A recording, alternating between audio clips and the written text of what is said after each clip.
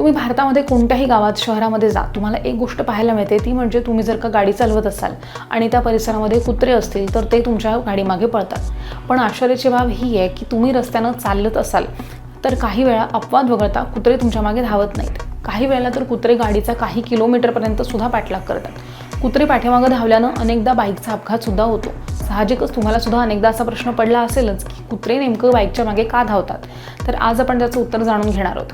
कुत्रे तुमच्या गाडीमागे का पळतात त्यामागे असं काही निश्चित कारण नाही आहे. कुत्रे तुम्हाला बघून सुद्धा गाडीच्या मागे पळत नाहीत. पण विज्ञान असं म्हणतं की तुमच्या कारच्या किंवा बाईकच्या टायरमधनं जेव्हा दुसऱ्या कुत्र्याचा वास येतो त्यावेळी कुत्रे आक्रमक होतात आणि ते तुमच्या गाडीच्या मागे पळतात. सर्वांनाच माहिती आहे की कुत्र्यांची वास घेण्याची क्षमता ही इतर कुठल्याही प्राण्यांपेक्षा खूप जास्त असते. त्यामुळे पोलीस दलामध्ये सुद्धा आरोपीचा शोध घेण्यासाठी पोलीस कुत्र्यांचीच मदत घेत असतात. कुत्रे नुसत्या वासावरनं सुद्धा माणसाला ओळखतात.